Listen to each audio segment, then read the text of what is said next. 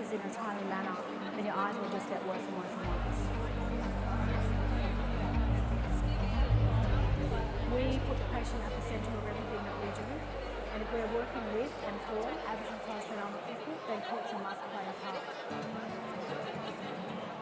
Oh, well, that's good for me if I get a good eye again. Now I can see my grandson walking across the road, even in the dark.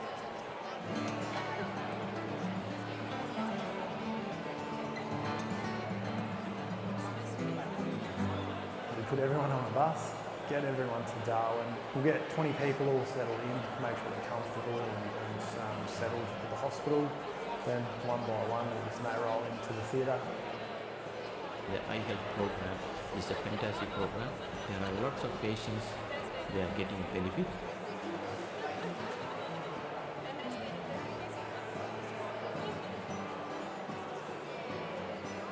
When I finished the surgery, she said, "That's it, finished." She was very happy. Tomorrow when they can see, when we see their faces with a smile, that's more than everything.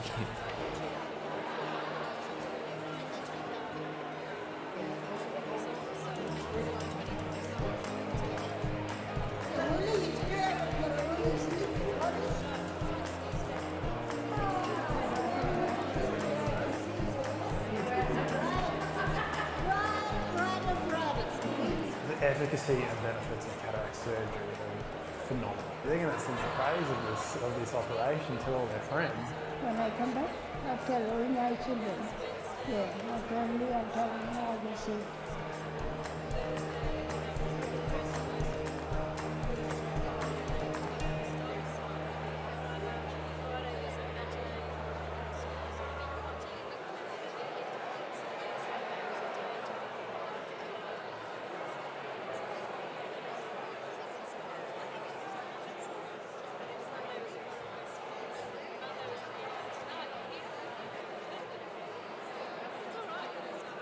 Wow, 30 years, it's amazing. I can't believe that so many people have supported us.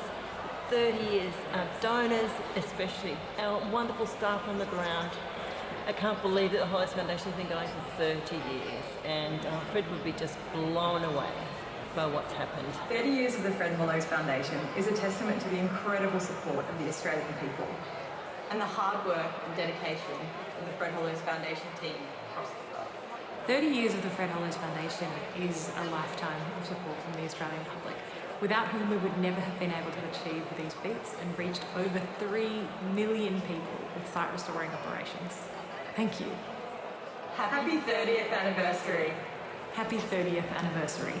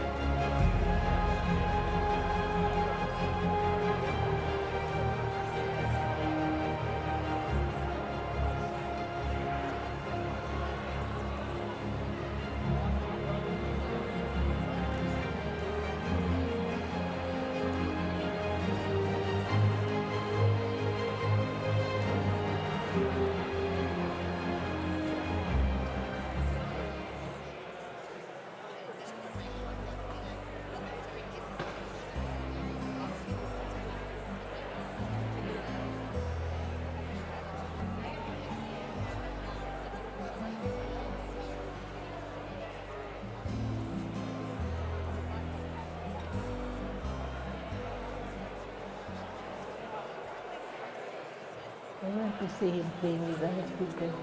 It's all I have.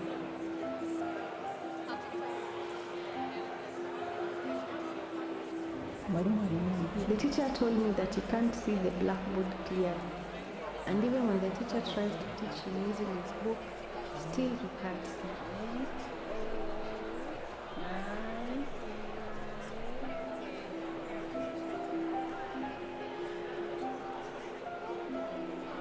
I really fear when he is out there, especially when I'm not around.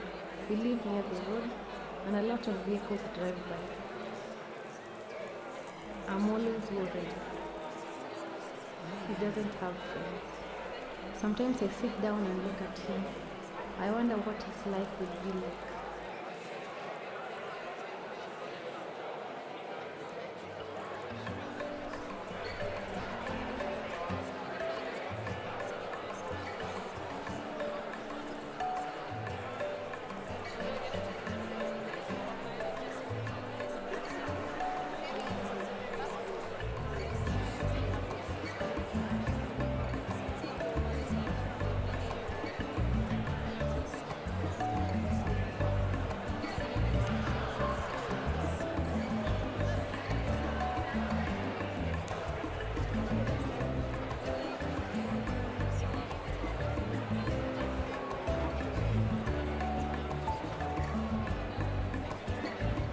There is a great change in him.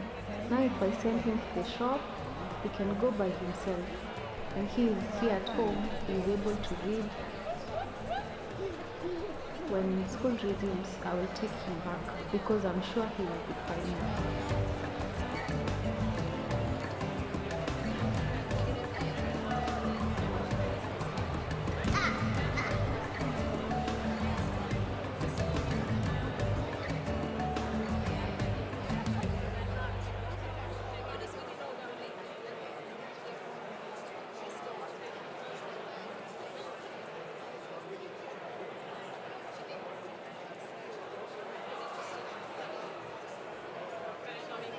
G'day, Dr. Carl here, and happy 30th birthday to the Fred Hollows Foundation for the absolutely astonishing feat of restoring sight to some 3 million, that's right, 3 million people. OMG, use rock, more power to you.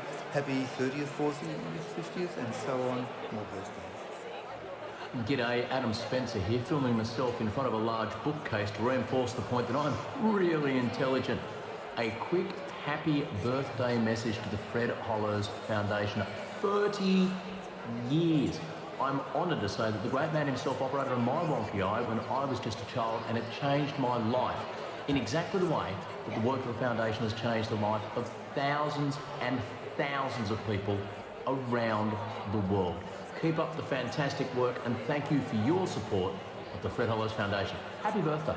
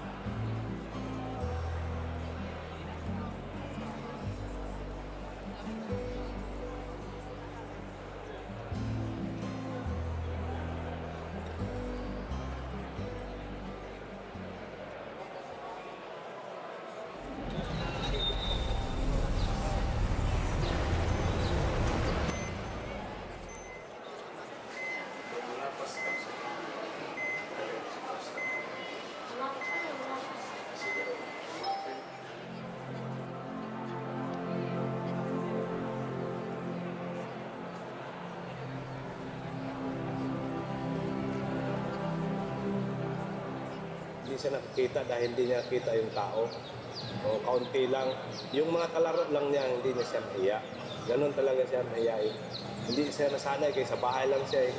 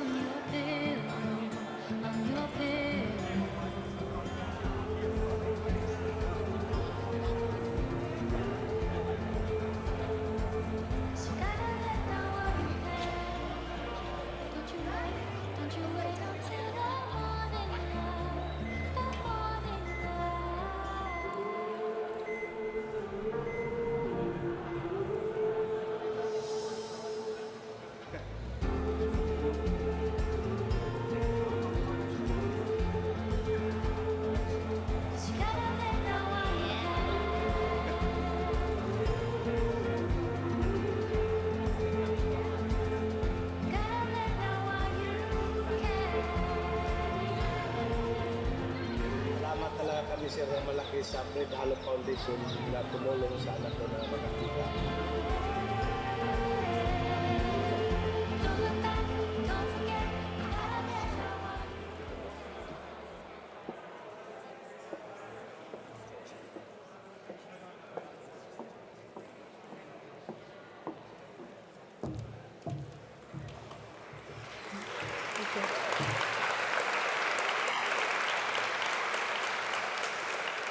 Thank you so much. Good evening, ladies and gentlemen, and welcome to the Fred Hollows Foundation's 30th anniversary celebration here at the beautiful Sydney Town Hall. My name's Alison Hill, and I'm the Foundation's Director of Brand and Communications. I'd like to begin by acknowledging the traditional owners of the land on which we're meeting tonight, the Gadigal people of the Eora Nation, and pay my respects to elders past, present and emerging. We're also joined live tonight on the Foundation's YouTube channel by people right around the world and right around Australia, and I'd like to acknowledge the country that you're all joining us from. A bit of housekeeping first for those in the room. If you haven't found the bathrooms, they're through the door over there. And we encourage you also to take photos tonight and share them and tag the Foundation. We'd love to see all your happy snaps, but please, if you could put your phones on silent so it doesn't disrupt the evening, that'd be fantastic. It's wonderful to see such a huge group of partners, supporters, staff, former staff, volunteers, friends of the Foundation joining us here tonight. We also have ambassadors, board members, former board members, Foundation members, executive members, and of course the Hollows family themselves. It's wonderful to see so many of you with us on such an important occasion. We also have a huge number of people who have supported the Foundation for the entire 30 years, right back to before the Foundation existed with the Nepal Eye Program Australia, as well as a whole bunch of new friends. I'd like to begin by welcoming Uncle Alan Madden to give us an official welcome to country. Uncle Alan is a great friend of the Foundation and often joins us on these incredibly important occasions. Please welcome Uncle Alan.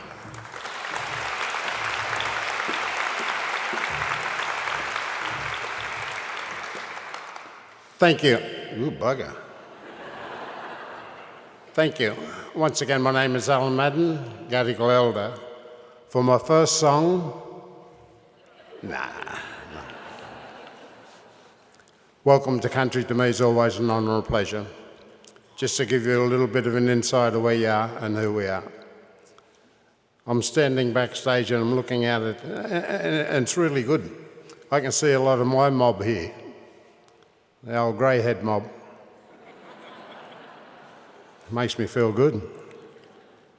As we've all welcomed the country, firstly, distinguished guests, ladies and gentlemen, and I'd like to acknowledge the Fred Hollows Foundation and also pay my respects to all our First Nations and traditional owners of the lands that you may work upon or come from. I'd like to pay my respects. To all our Aboriginal elders, all elders, past and present, also pay my respects. To all our Aboriginal and Torres Strait Islander brothers and sisters, from whatever Aboriginal or island nation you may have come from, welcome to Gadigal. And to all our non-Indigenous brothers and sisters here this evening, a very warm and sincere welcome to you to Gadigal. No matter where you've come from, whether it be across the seas, across the state, or across town, once again, a very warm and sincere welcome to you to Gadigal. And as I've mentioned many times before, was, is, and always will be Aboriginal land. Only three things surer than that: coming, taxation and going. It's an honour and a pleasure to be here this evening to welcome one and all to Gadigal. Gadigal is one of 29 clans of the Eora Nation. The Eora Nation is bounded by nature's own, the Hawkesbury River to the north, the Nepean to the west, and Georges River to the south. And in between those three mighty rivers is the Eora Nation. And in that nation, there are 29 clans. And the clan's land we're on this evening is Gadigal. On behalf of members of the Metropolitan Local Aboriginal Land Council and of the Gadigal mob, once again, a very warm and sincere welcome to you to Gadigal. There's an old Aboriginal saying out there, and I think it's very appropriate for you mob here this evening. They say, where there's a will, there's relatives. So once again, on behalf of the Land Council and of the Gadigal mob, welcome, welcome, welcome. Thank you.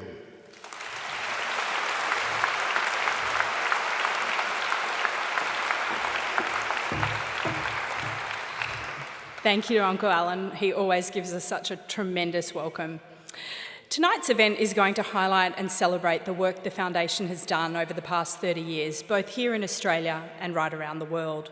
Sydney Town Hall, I think you'll all agree, is a beautiful location for this event, as the Foundation was born right here in Sydney and then grew from there. And Sydney's always been the home of our head office. We'd like to thank the City of Sydney for their incredibly generous support of tonight's event, making it possible for us to host the event here. Without their sponsorship, we would certainly not be in a venue this spectacular and grand. You'll also see a couple of fabulous videos tonight, which tell the story of our work from the past until now, so I know you'll enjoy that. The plan tonight was for a panel discussion with our founding director, Gabby Hollows, and Ray Mountain, the Foundation's first chair. But as we've all learnt over the past 2 years, the global pandemic never really allows us to have the things we like and our nice plans. And unfortunately on Friday, Gabby rang me very distressed. She has COVID, and Ruth Hollows has COVID as well. It's fair to say devastated is about the only word I can give, because she was so looking forward to seeing so many of you, and I know the feeling was mutual. Everyone who rang up to RSVP told us how much they wanted to see Gabby. I always describe her as the heart and soul of the Fred Hollows Foundation, and it feels somehow wrong to be having this event without her, but we are delighted to have a couple of generations of the Hollows clan with us in her stead, and her fabulous son Cam to fill in on the panel. So we did manage, though, to get a video message from Gabby. So please, let's say hi to Gabby. Good evening, everyone. Welcome to the 30 years of the Fred Hollows Foundation. I'm really sorry I can't be with you tonight, but I just want to say a great, big, huge thank you to all the people that have made it possible, for the millions of people around the world that have had their site restored. We couldn't have done it without you, without the staff, without the incredible people who fundraised for us all over the world. And it's been an amazing achievement, and I can't wait to see what the Foundation is going to do into the future. Thank you, everyone. Have an incredible evening. I'm really, really, really, really, really wishing I could be with you. Thank you. Good night.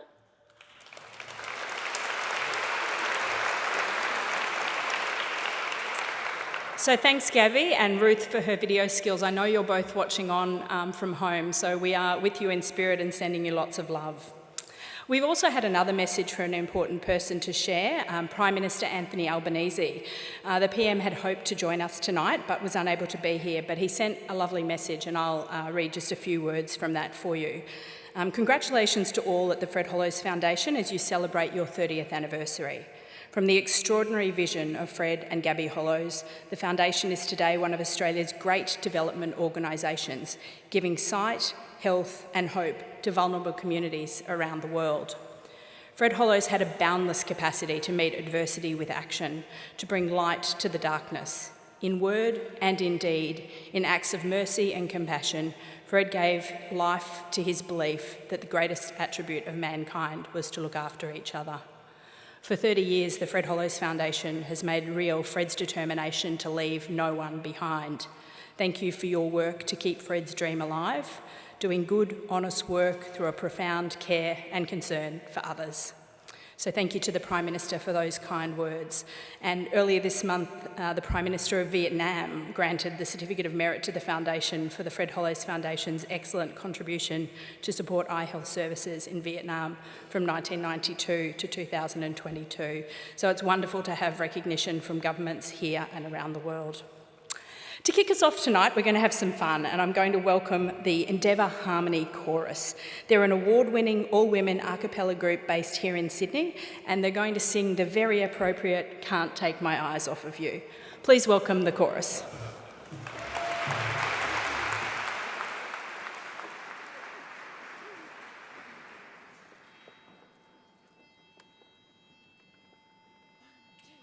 You are my love, my life, my dream come true. You're just too good to be true. Can't take my eyes off of you. You feel like heaven to touch. I wanna hold you so much. As long as love has arrived, and life and God are alive. You're just too good to be true. Can't take my eyes off of you. Pardon the way that I say. There's nothing else to convey. The sound of music sweet me. There are no words left to speak. But if you feel like I need, please let me know that it's me. You're just too good to be true. Can't take my eyes off of you. Da da da da da da da da da da da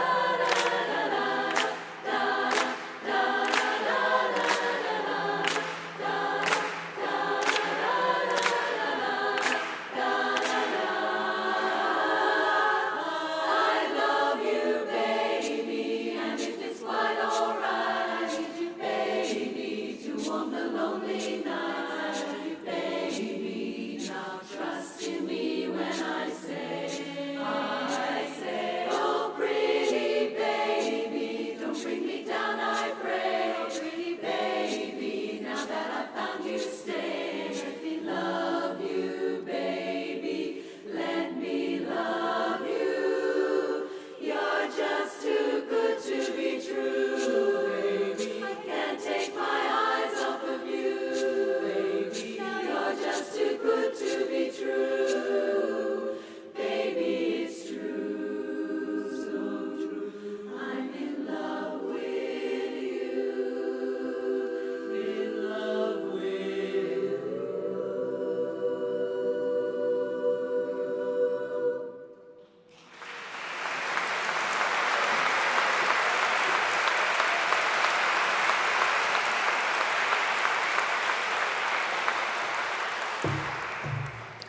Thank you to the Endeavour Harmony Chorus for that uplifting start to tonight. Before we have our first panel discussion, we thought we'd set the scene for tonight's presentations. We want to take you back to 1992 and even earlier to where the foundation all started. Please enjoy this trip down Hollows memory lane.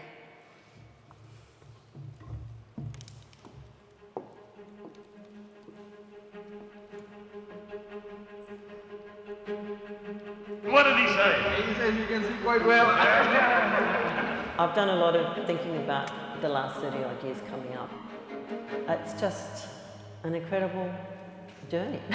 I just want to measure you up now. I want you to look at me. It's really difficult to imagine that it's almost 30 years since we started. Come on, Reed, I told everybody you put them in at one go. Fred would be very pleased to see the way the foundation has grown and developed. I think Fred was really very much around trying to empower and develop things and set up things so that people could then run things on their own. I can't sort of say, I went out and did this, you know, because that's all bloody nonsense, because we did it as a team. Professor Frederick Cossum Hollows is not your average sort of eye surgeon. He was willing in his dying years to treat people whose names we didn't know. What am I going to do? Sit around Randwick and look miserable? What Vietnam has to have is the means of taking out cataracts and putting in intraocular lenses spread far and wide throughout this country. The Australian of the Year for 1990 is Professor Fred Hollows.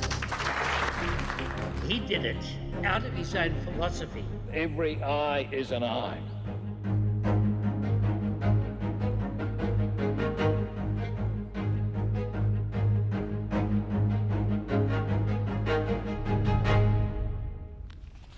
Welcome back. Now, a straight question, straight answer. What about these new $5 notes? What do you think of those?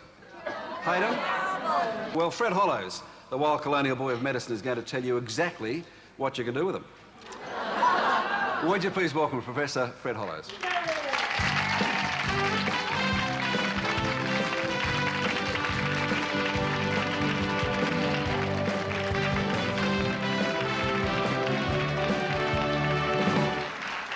Welcome, Fred. Now, look, they've all got $5 courtesy of Westpac here that they're not going to give back. You're going to tell us nicely where to stick them. Since I've been called a larrikin for so long, I've had to modify my language, you see. And no matter what you think I should say, I'm going to tell you. The Fred Hollows Foundation is an organisation set up by a group of people who've been working with me. I cringe a bit at the use of my name, but the aim is to make the world a better place. That's the sort of microscope we hope to be able to make here in Vietnam. The great challenges are not really personal challenges. How much can I do? The great challenges are, what structures can I help set in place that will alter things? And knowing that this is a process that's going to go on, so it's exciting stuff. Long after you're gone. Yeah. 3 months after the death of Professor Fred Hollows, his supporters have taken an important step towards fulfilling his dream. The first of 3 intraocular lens factories for the Third World will be built in the Eritrean capital Asmara later this year. I can't believe how many people have been involved in raising the cash to make this happen, and we couldn't have done it without Australia. I think Australia is a great country. People are just so generous.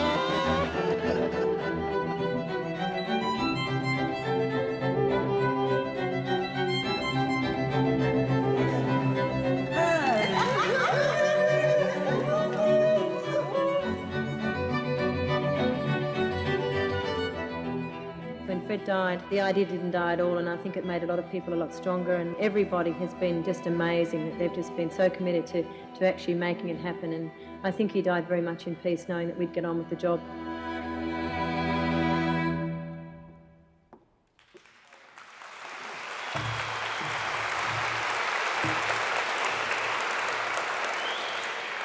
I hope you enjoyed that recap and the spectacular 1990s fashions. Ray was laughing because he's wearing that same tie here tonight, actually. We're now going to have a very special discussion between a few of the most recognisable faces from the Foundation, but I'd firstly like to introduce legendary Australian television personality Lisa Wilkinson.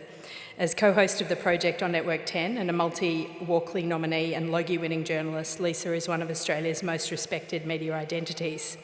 Lisa has been a long-time supporter of the Foundation and participated in a number of our events, including a gala dinner in Los Angeles in 2017, featuring Joel Edgerton and a number of our key supporters. So please welcome Lisa Wilkinson.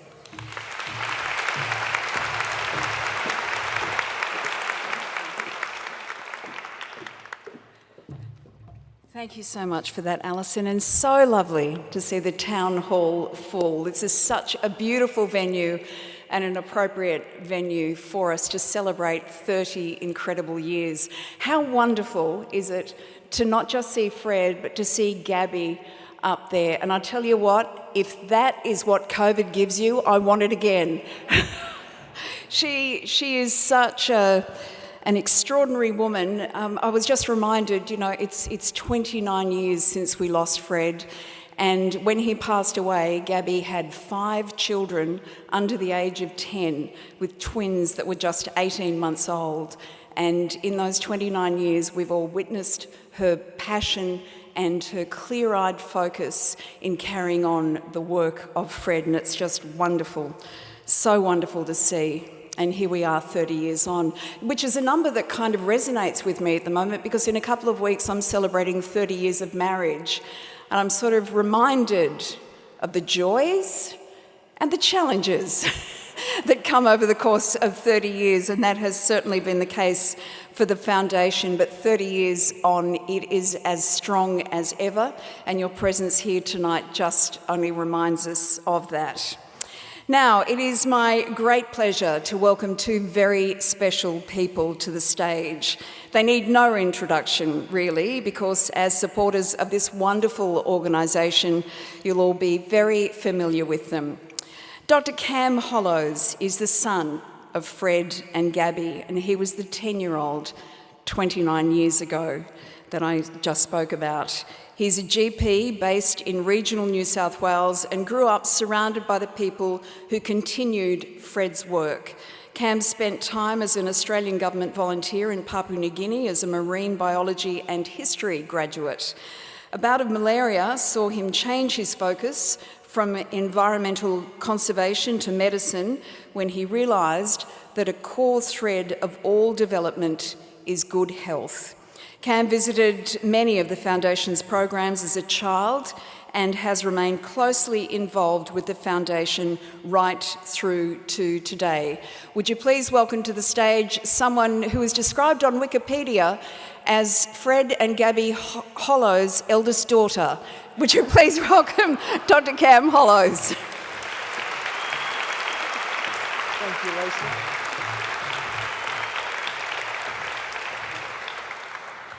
Now, this next guy definitely needs no introduction, but we will get him to explain the tie. Ray Martin is a TV presenter with a long and distinguished career in journalism.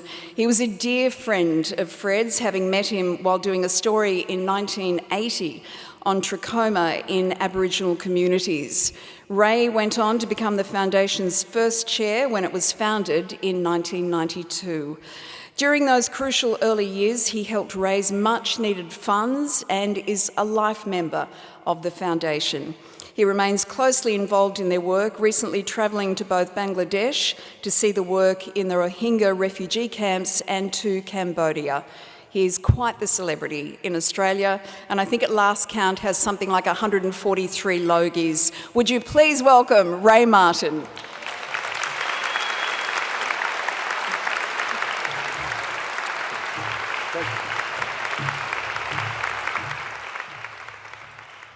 Okay, Ray, I'll get it out of the way early. Explain the tie. How about the hair? Very You've still got it. A very different wig in those days, wasn't it? No, the tie was fun. Cam, I will start with you. Tell us about the early work that led to the Fred Hollows Foundation. Well, I think we've had some glimpses of it tonight, and I have to say what a big imposter I feel without Gabby up here. I'm sure if we put the lights up, she'd know every person in this room and everybody who's not in this room as well. But I think there were two streams, really. There was the stream coming from the trachoma program's work and from Indigenous Australian health that had put around Fred and Gabby a huge cadre of amazing people.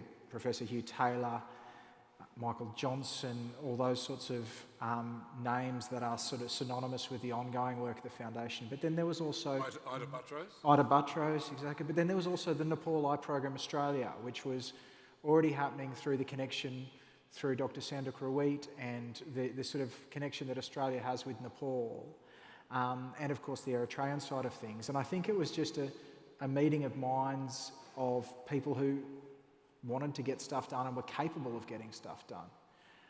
And you know, you can't look at the length and breadth of the Indigenous Australian work in the trachoma program without seeing, you know, the sort of determination that it would take to get those people screened, and the same thing to get this sort of crazy vision of making a cheap lens in what were some of the poorest countries on earth at that stage. Fred was a larger-than-life character. He still jumps through the screen, even now. And he wasn't just a doctor, he was a humanitarian and social justice advocate. What was it like having him as a dad? I think we're very fortunate that those of us who have made it here tonight, Fred and Gabby's kids, but also Fred's elder kids, to have had a dad who wanted us to be outside, wanted us to meet people from around the world, wanted to bring people from around the world into our family. You know, we grew up with Dr. Ruit living in our house for nearly 2 years. We grew up out in Burke. We grew up stopping at the side of the road so he could pick up a frillneck lizard and chuck it in the back of the car with us. He was very much about us kids, I guess, getting sucking the marrow out of life, really enjoying our time outside, but also he surrounded us, and I think obviously the key component there is Gabby, but he surrounded us with a village of such extraordinary people, the godparents and the aunties and the uncles, Indigenous, non-Indigenous, who were the people who raised us and kept us aware of all those values, and long after he was gone. And also, I think, kept us, or subsequently made us aware of the extraordinary nature of the bloke he was. I think you grow up in a house, your house is your house, you're used to whatever you're used to. I'm sure Ray's kids, you know, got very sick of Dad disappearing for a war zone and this and that. But it's only on reflection as an adult and a parent myself that I sort of go, wow, holy dooly, that not everybody did go to Vietnam in 1992 before it was open. You know, not everybody was in bloody Nepal with their babies on the boob like Mum was with the twins. And we're so lucky to still have Gabby. And I think the other thing is, as children who have lost a parent, if you think pre-digital, pre-Facebook, most people from then had a shoebox full of photos, you know, if you were lucky. And we have the privilege of Fred's voice on tape, these amazing interviews that Ray put in the can just before Fred passed, but also the things that help us put our kids to sleep, Fred's voice reading poetry and various things like that. So we've been incredibly fortunate compared to so many who lost parents so young. Ray, you first knew him as a journalist and then very much a mate. Tell me about the man you knew. It was funny when we saw that ad a moment ago for a $5 for Fred, which is the way we started. I was in a cab with Fred and Mike Linsky, I'll talk about in a moment, who's the first CEO, the first general manager. We were going, I think, to SBS to do a promo to try and raise some money. And Fred was sitting, it was summertime and the cab windows were open. We're at Taylor Square and we'd stopped at the traffic lights. And the cabbie next door was a Greek guy, I suspect. And he said, and Fred was sitting in the front with the window open, and we're sort of this close. And he said, hey, and I've got to censor everything. When you tell stories about Fred, you've got to censor the language. But he said, are you that Fred Hollows bloke? And Fred said, yeah, so, what? The bloke said, oh no, I just wanted to give you a $5. And he gave a $5 out, and Fred grabbed it, and the car disappeared, and Fred said, oh, thanks, mate. That was it. That was a $5. But he was an extraordinary character. I've said in the past that I've probably certainly interviewed more than 10,000 people and met many more. He was the most extraordinary character I ever met. He was encyclopedic in terms of his knowledge, whether it be multinationals or whether it be the bush poets in Australia, and medicine, of course, in between. Extraordinary sort of character who, in his presence, you knew that it was someone special. And yet he could be, even at a young age, he was obviously dying of his illnesses, and so he got cranky and he got snarly and he got bitchy about various things. And the fondest memory I have is with Mike Linsky. He was coming back from Wollongong, where they were developing the first of the intraocular lens machines that was being made in Wollongong, which is like a Rolls Royce of machinery and far too expensive.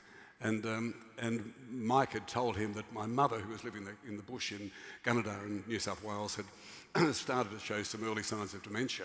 And I'd mentioned that to Mike in passing. And Fred rang me from this battered old mobile phone that he had in the car, and he said, "Now, what about your mother?" And I said, "What?" And he said, "Do you want me to go up to Gunnedah and have a talk to her?" I said, Fred, you're dying. You're dying. You've got cancer, you've got a brain tumour. Don't worry, I can look after him. No, he said, you've got to be very careful. And suddenly this extraordinary bedside manner that he had, this warmth and humanitarian thing. And I really had to batter him to stop him from going up to see my mother. And that was, he was he'd driven from Wollongong, about to drive up to Gunnedah.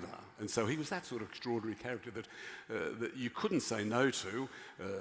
Hugh Taylor's here, and some of the other doctors who had busy lives. But Fred would say, hang on, don't bloody tell me about your life. I've got 5 kids and I'm dying of cancer and I've got a department to run. Don't tell me how busy you are. And of course it was impossible. Mike Johnson the same, I would say. But finally I should mention, of the people we're mentioning here tonight, it's hard to imagine us being without Gabby, isn't it? A session like this, she should be here telling the true stories. But Mike Linsky was along with Gabby was sort of sense and sensibility of the whole strange foundation. We first joined it. She was the one who kept us sane and on some sort of track. But Mike Linsky was the CEO, and he and Fred were like that. And Mike Linsky, for the first 15 years, he was the CEO of the organisation. There would be no Fred Hollows Foundation without Mike Linsky.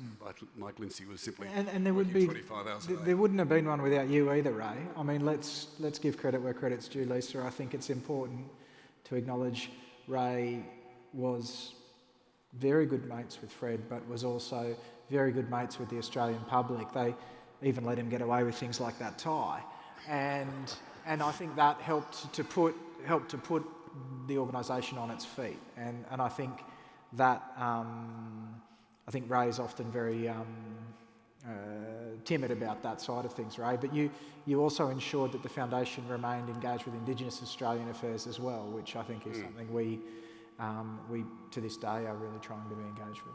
But it was almost, Lisa, it was that you meet someone who says, I'm going to end trachoma in Australia, the main cause of blindness amongst Aboriginal Australians. And Hugh Taylor, for all the work he's done, has one of the few gaps that we're closing in Indigenous relations is, in fact, trachoma, which has been led by Hugh and by the Hollows Foundation in that. But I mean, when you get someone who says, I'm going to end cataract blindness in the world with 35+ million people, you think, yeah, dream on, Fred, dream on. But it's that sort of big picture stuff that he had in his brain. And now we've got some of our colleagues from overseas here who are seeing the end result of this extraordinary dream that he had to end cataract blindness. That's what we're doing. It is an extraordinary thing that he set out to achieve. The numbers are phenomenal with those whose lives have been completely changed through Fred's pioneering work. But for you, Cam, was it a no-brainer that you would always follow in your dad's footsteps?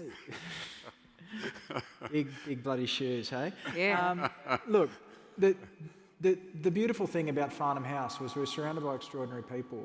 Gabby, being the most extraordinary, never put any pressure on any of us to do anything except be happy and be good people.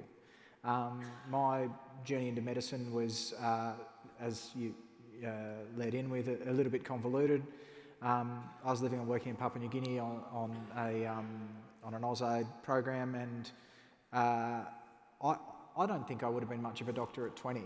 I certainly wouldn't have got the marks. But I think coming to it and realising just how extraordinary even the smallest act of compassion, like Ray was talking about, Fred talking to his mother, it makes a huge difference. And I think some aspects of medicine these days are too fast-paced, or they're too technologically advanced to even be digestible by the patients to whom they're happening. And you hear this all the time as a general practitioner. You sort of almost have to translate back into human what's happened to somebody while they've been in the hospital. But there's a wonderful, wonderful clip that I sort of try to live by a little bit, and it was sort of was important to me during the floods recently up where we live. And it was Fred sort of saying, look, the challenge of medicine is its service. You can't always do it when it's convenient to you. Now, I think that's true in any service role, but you also get a huge sense of fulfilment from it. And there'd probably only be half a dozen doctors in this room, but there'd probably be 40 or 50 nurses, and there'd probably be 60 or 70 teachers and those other service roles. I mean, I used to joke that out of the kids, my sister Anna down there, she's an intensive care nurse. She's the nurse, she's the one who looks after the patients. We doctors are too busy for that these days, and I try not to be too busy for that.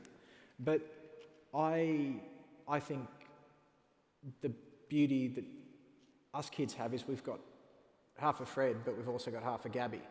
And, you know, Gabby's training in orthoptics was also something that gave her an amazing grounding in what she needed to know to keep this work going. But you don't have to be a doctor to be helping people. You just have to decide that's what you're going to do, you know. And we'll have more of the foundation stuff later, and Chris Riley-Breaker, our first Indigenous ophthalmologist. I can barely spell ophthalmology, but it is expected. Every one of my general practice patients still wants me to give them an eye exam on the cheap and sort of set them up. I mentioned how amazing the numbers are there. 3 million people whose sight have now been restored since 1992.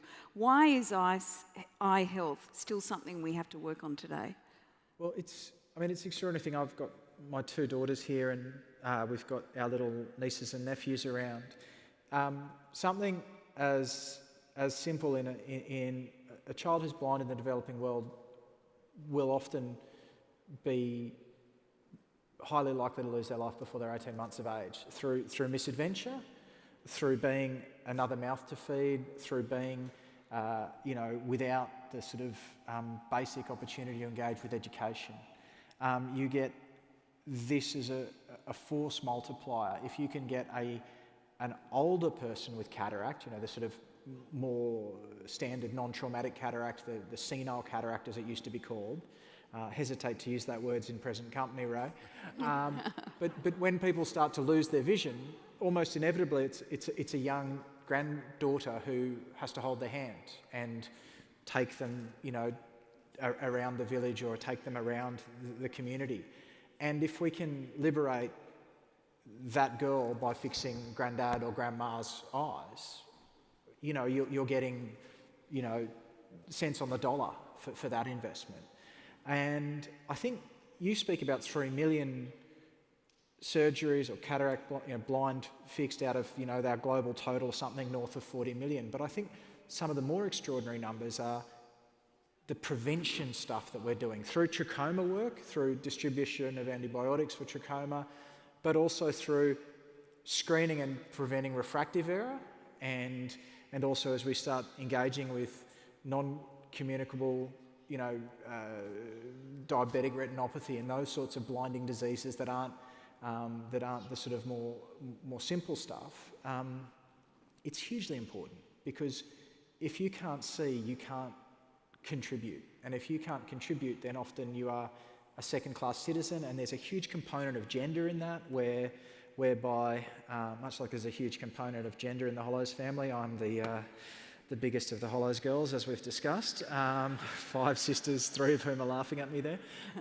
But you know, it's disproportionate. It's something like 55%. I know you've been a staunch advocate for equality in the workplace, Lisa, on those things. But those numbers should be much closer to par than they are, and there's a disproportionate representation. And if we can address that, then we can really make a difference. Lisa, if you talk to Ruit, these numbers are pretty rubbery. He would say much more than that. He says it's much more than 3 million, and he's the one who's now training doctors and others, specialists in Nepal. But as a journalist, the interesting thing about this, and everyone here has contributed to the Hollows Foundation and made it what it is, despite the odds of succeeding. Once you lose the hero in Fred going, and as we say, thank God for Gabby. But as a journalist, you normally go and you cover cancer, or you cover broken legs, or heart replacements and so on, and then you wait for the miracle. I've seen, or at least with Les Seymour, the cameraman here, and friend of Fred's, at least 100 cataract operations, and every one is a bloody miracle when you see it happen, which is what he did. To see a lady walk in, the very thing you talk of, Cam, and she's been blind for 16 years. And this happens everywhere you go, and you see the Hollows people in operation.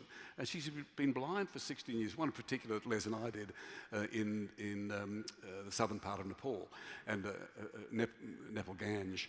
And as poor as anywhere I've ever seen in my life. And we went down with Ruit. And this lady walked in, and her daughter brought her on with a water buffalo and a wagon. It's like something out of the Bible. And she'd travelled about 20 k's to get to. And it was this little schoolhouse, and they were lined up for over about 3 days. And the woman came in, she'd been blind for all this time. She had 3 beautiful daughters, including the one who brought her, and a really handsome husband we got to meet later. Hadn't seen any of these all 16 years of her life.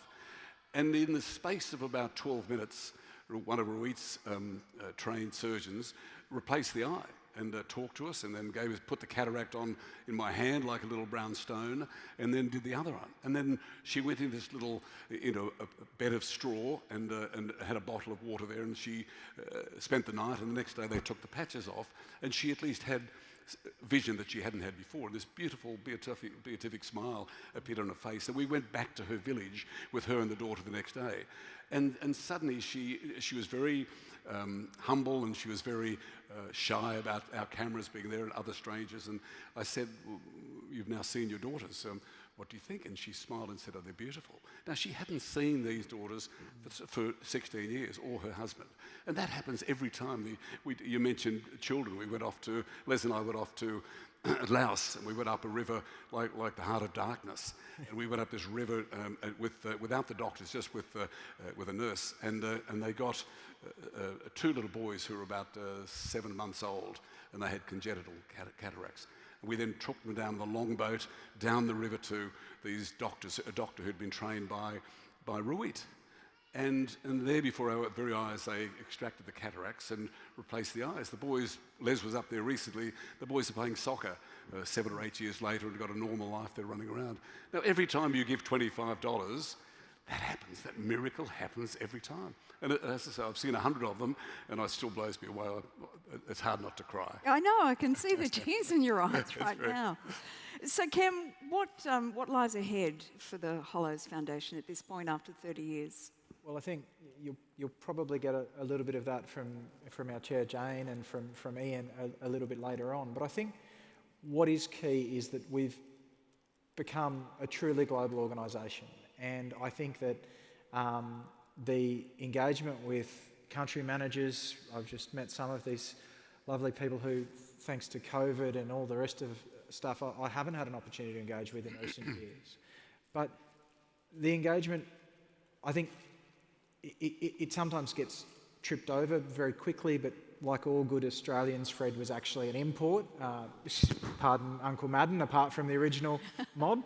And, I think I live up on Bundjalung country, but we have work from New Zealand throughout the Pacific. We have work where Ruit has really made an effort. I know he's recently been working in Bhutan. We have, through Ruit's just sort of golden key, worked in places that were considered impossible to work. North Korea, Rwanda shortly after the stuff in the 90s. We've been so engaged that we've got a whole generation of people from around the globe. We're not particularly well engaged in South and Central America, but who have got this organisation that started around a kitchen table. Mickey J, my godfather down there, and a few other people who are probably hiding in the back of this room, not wanting to be picked out and being nervous that Gabby would have found them and zeroed in on them. The reality is that we will probably be able to actually fix avoidable blindness in the lifetime of my children, which to me is extraordinary. I remember years ago Dr. Rabina Galani from Pakistan, a female doctor from a majority Muslim country, and again the figures are rubbery, but basically they halved blindness in Pakistan. And when sort of various wonks up in the ministry figured it out, they were like, oh, do you want to come and run the Ministry of Health? Because and she was like, no, I'm going to stick with the thing I can do. But that is the nice thing about working on people's vision. Fred he fixed a lot of eyes, but he was colourblind in terms of it didn't matter if he was working with Indigenous mob, didn't matter if he was working in Africa, and he uplifted people from places where they wouldn't have traditionally been. I think he really enjoyed Ruit's company because Ruit, like him, was an iconoclast. He was a Sherpa, not part of high caste Nepal society. I'm often in this room, obviously we've got Fred missing, but I'm thinking about people from Indigenous Australia. You know, I don't want to talk about people who aren't here, but people like Jilpia Jones, this amazing woman from Western Australia who became a huge part of the trachoma program. I've only lost Jilpia a couple of years. Gordon Briscoe, I believe Aaron Briscoe, his son's hiding in the crowd somewhere tonight. No, they're not here. Oh, they couldn't.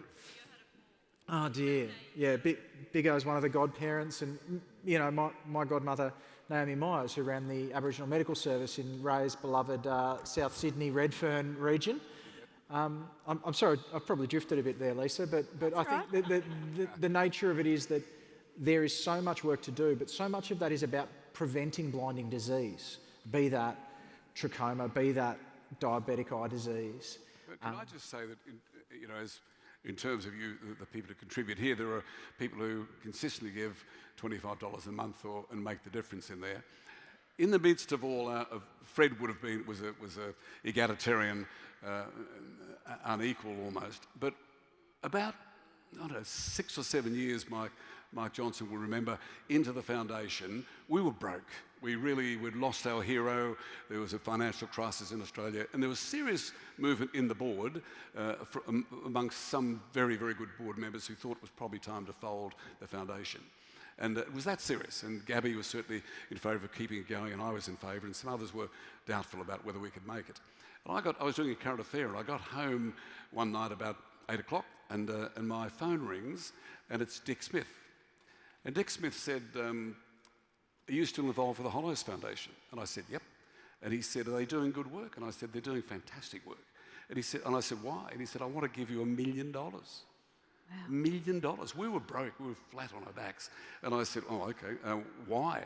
And he said his daughters, who are supporters now, I think, that the daughters had been up to Nepal and seen Ruit and the barefoot doctor sort of thing. And he said, seems you're doing good stuff. So we were sitting around the table tonight and thought we might help. I said, help, you saved our lives to the point we are now. Now, you know, it's easy for us to criticise the wealthy in Australia, and Dick's nowhere near the wealthiest, but he's an extraordinary individual. And he rang up and said, here's $1 million, which, in Fred's language, saved our arse.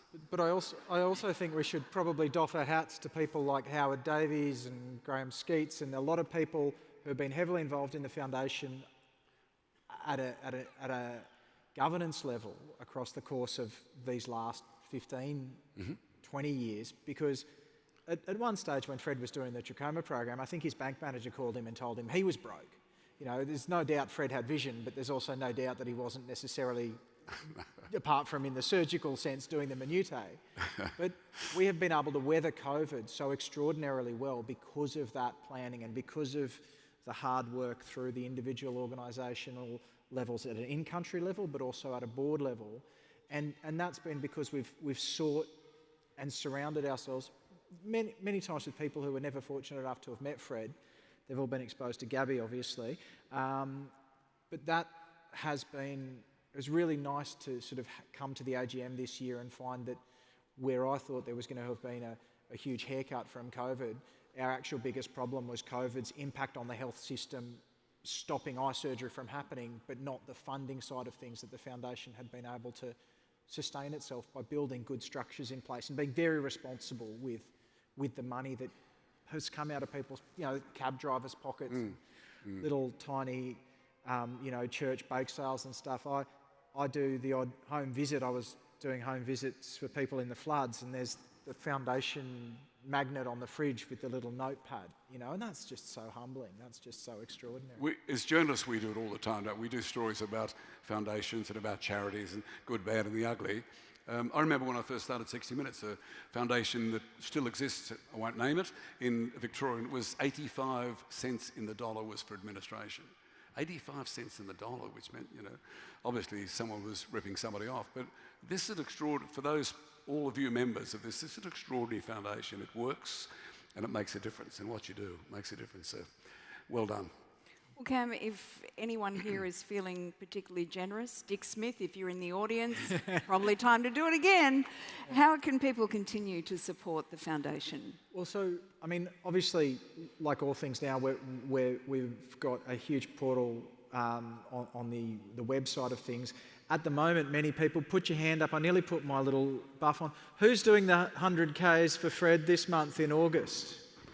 Yeah, so at the moment there's people around this country doing essentially a virtual Coast Trek, a virtual walk thing that we've had engaged with the foundation for many years.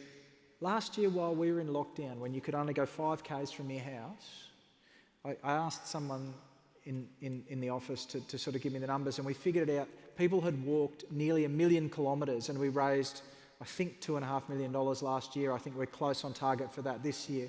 That's just one event, but it is also this idea of telling your friends about the work that you've seen. Many people in this room would have been fortunate to have gone to Nepal or to have gone to Vietnam and seen the eye hospitals and the work we do.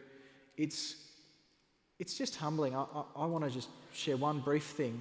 I was lucky I went to Vietnam with Fred before he passed. You could see in those videos how sick he was. And with Dr. Phuc and his colleagues in Vietnam, I subsequently went to Vietnam as a medical student. And Ray chased me around with a camera, which was highly embarrassing. But we met a bloke in Da Nang who was one of the original 300 surgeons that Fred and Ruit trained. And you talked about the numbers being rubbery. I sort of spoke to this guy in my very halting Vietnamese, and he said, I think I've probably done around 40,000 cataracts. And this was a country surgeon in central Vietnam. And I don't know, we're going to see Chris Riley-Baker later this afternoon. I'm sure there's a couple of blokes on the Gold Coast who'd do 40,000 cataracts and be happy with their Porsches and their Maseratis, wouldn't there, Chris? But that sort of volume of what is intricate, small incision cataract surgery, it's incredible. Mm. And it's all come out of an Australian organisation partnering with the best people in the world. Ray, just to finish, as I mentioned, you knew Fred as an adult, as a journalist. He was a mate. Cam may have to close his ears here, but what do you think Fred would think of what is still happening 30 years on, still led by Gabby, by Cam, by the entire family whose passion has only grown over the last 3 decades? Oh, he'd be immensely proud, obviously, but a dreamer, a sort of dreamer who, despite him being a man of science, he dreamed this was possible. The rest of us generally say, yeah, dream on, Fred, good luck. But he would believe, well, okay, what surprises you? This is what I thought was going to happen, and this is what's happened.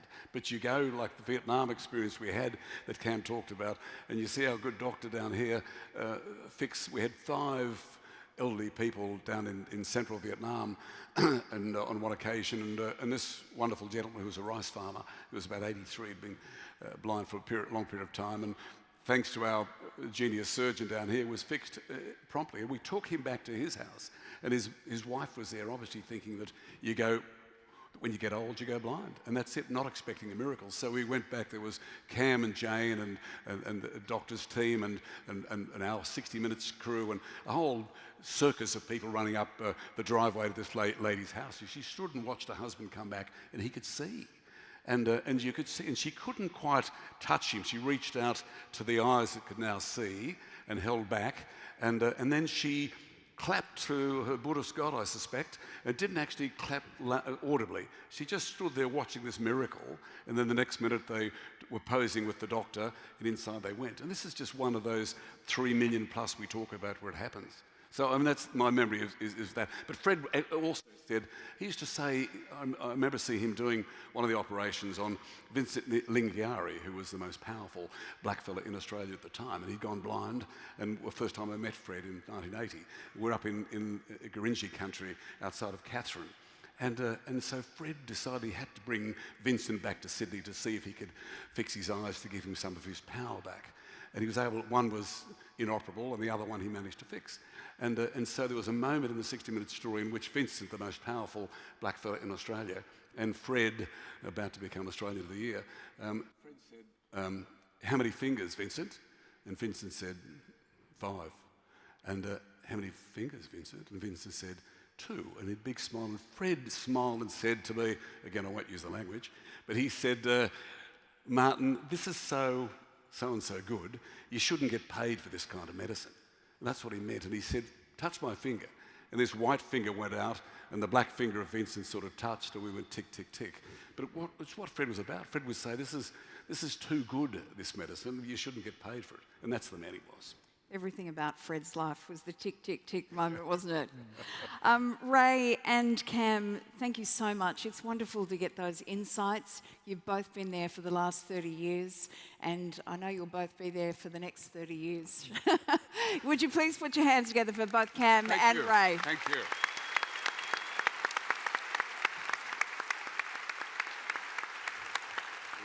And I believe that Ian Wishart is joining us on the stage now. Would you please welcome Ian?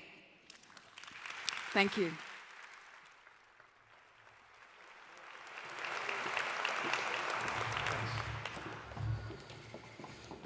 Thank you, Cam, Ray and Lisa. Good evening, everyone. See you out there.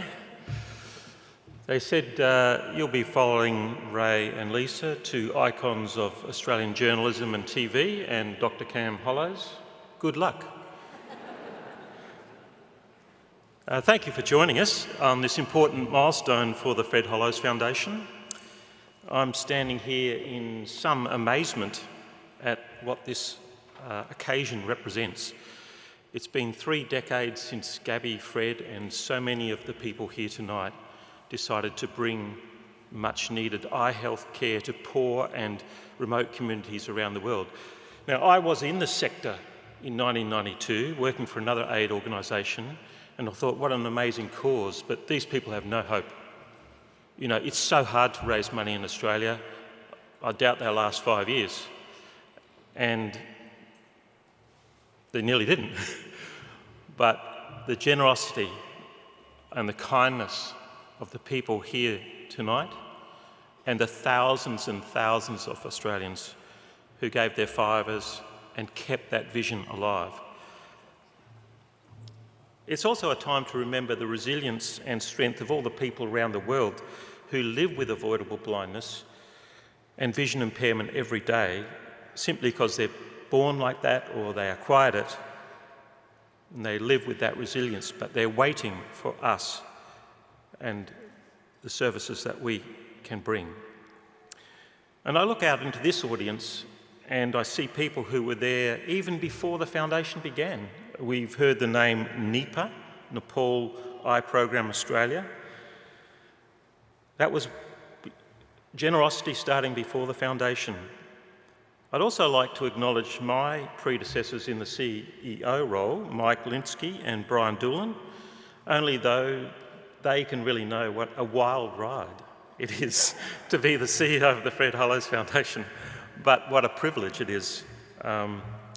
You should be so proud of what's been achieved, because I'm merely a relative newcomer as the third CEO, just being here 4 years, building on the foundations that were laid.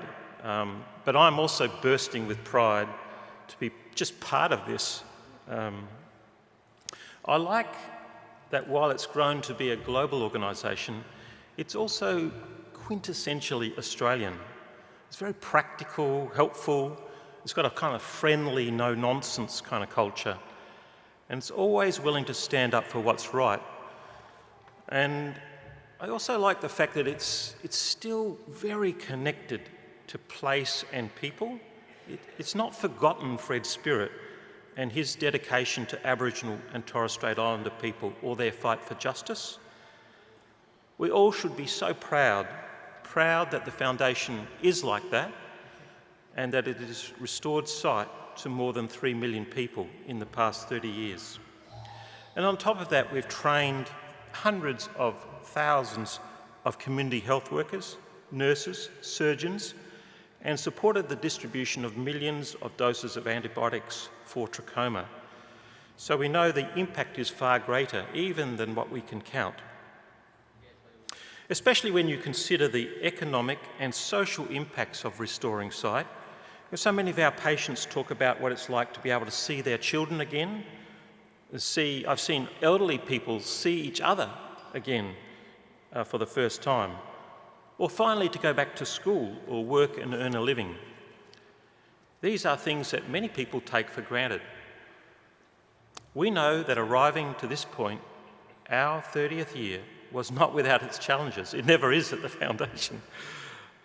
Even the last 2 years, you know, with COVID, I remember at the beginning of COVID thinking, will we make it through this? We also faced political turmoil, war and civil unrest in many of the countries we work, and that has made it very difficult to deliver services in many places. So flexibility has been really paramount. We analysed which projects would continue and what funding could be spent, and we reallocated wherever we could find it most effectively deployed. Through these challenges, we remain steadfast in our commitment that disadvantaged and marginalised people should be serviced, should receive our help. We know that the challenges remain in our commitment, so the effects of COVID have amplified the inequity that was out there. And the fight to end avoidable blindness is more important now than ever before. Through perseverance, focus and generous support from all of you, the Foundation was able to navigate these difficult times, 2 years that were very, very challenging indeed. And every one of you has helped create that meaningful change in the world that so many talk about, but few get to be part of. And Fred once said, "I'm an optimist always, that the world can be a better place." Here's to you all for your unwavering optimism and belief in Fred's vision. We would not have reached it 30 years and delivered these tremendous results without you. So thank you. I now invite you to watch a special video which shows what we were able to achieve with your support during just this past year. Thank you very much.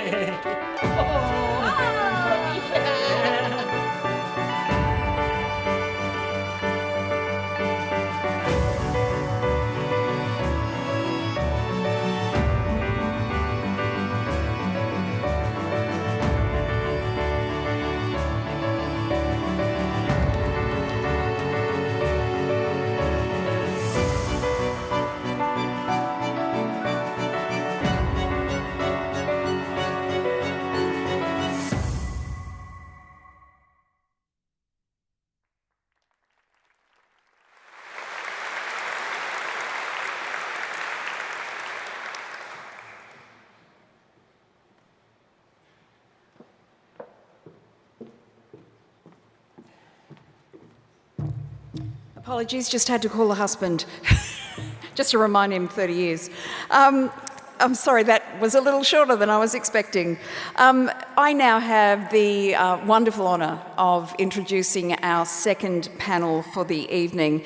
This amazing group of people hail from different corners of the earth and are incredibly important to the Foundation's work today. They're just about to come up on stage now. Would you please welcome Associate Professor Dr. Chris Ralla-Baker, Jane Ohuma, Kelvin Story and Dr. Phuc Huynh Tan.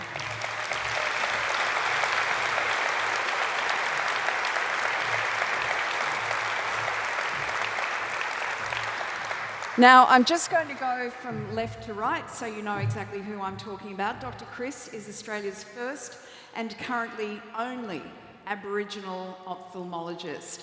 He is a Yagara and Birri-Gabba-Jura man who grew up in Brisbane.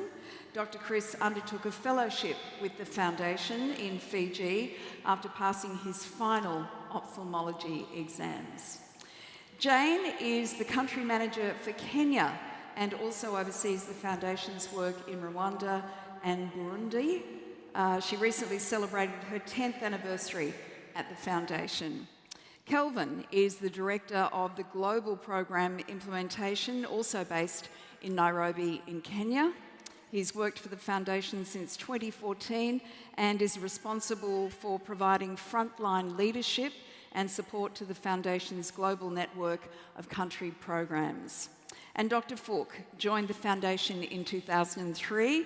Over almost 20 years, he has led programs across Southeast Asia, from Da Nang, Vietnam, where he has made a huge contribution. Vietnam was one of the countries that Fred was so passionate about, and where he began a training program that would revolutionise eye care. It is such a pleasure to have you all here tonight. Welcome. Thank you.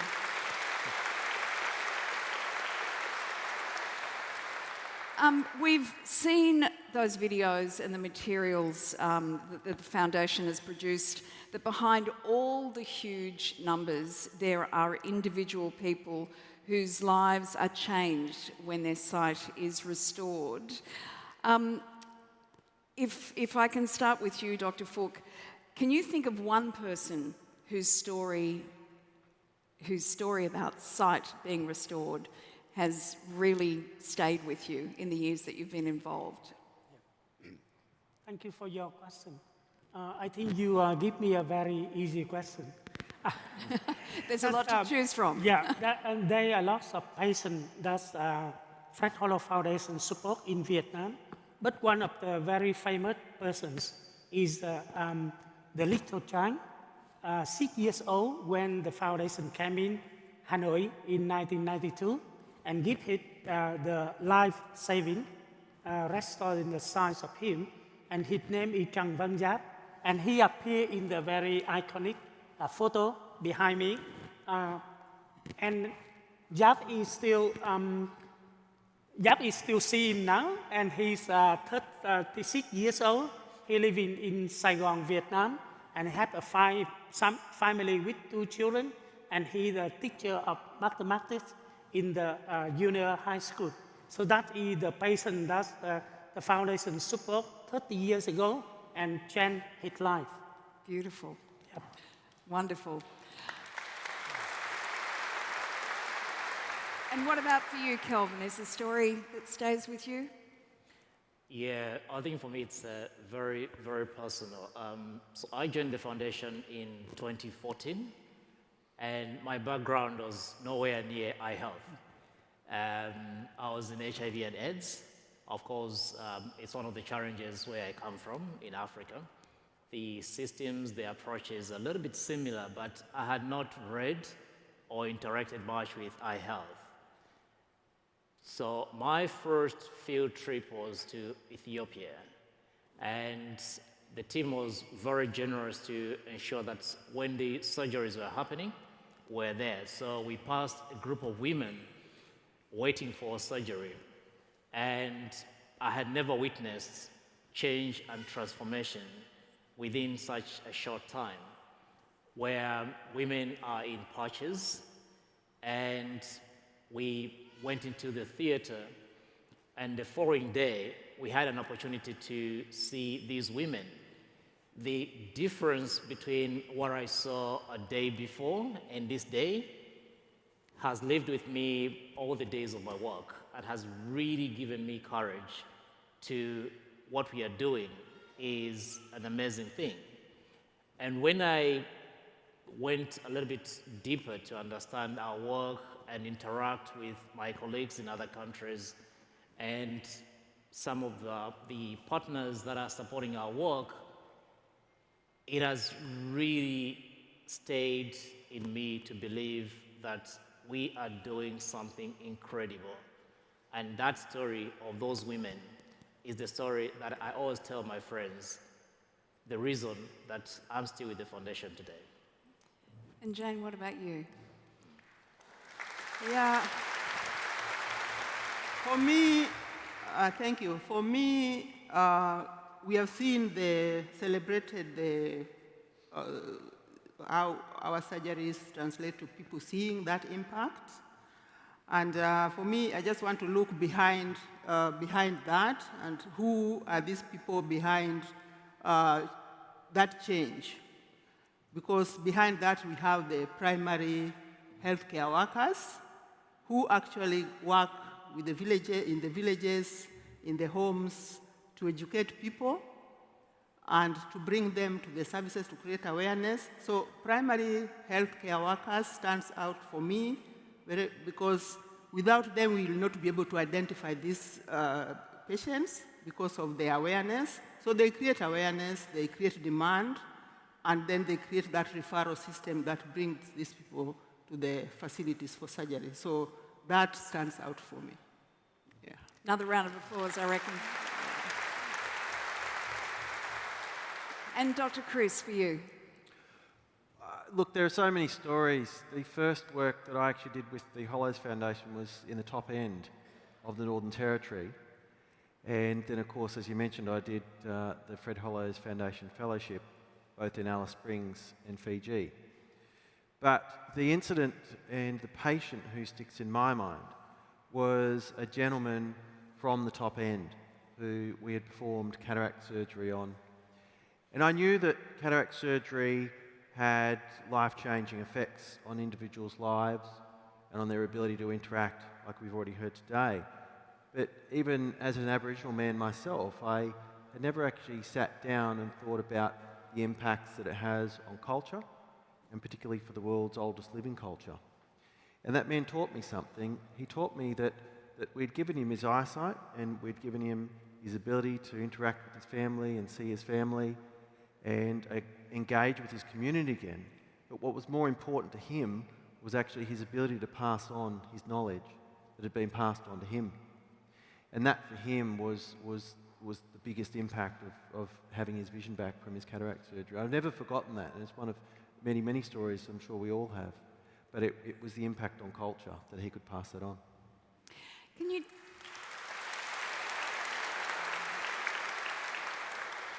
tell me, Dr. Chris, what are the biggest challenges that you've faced?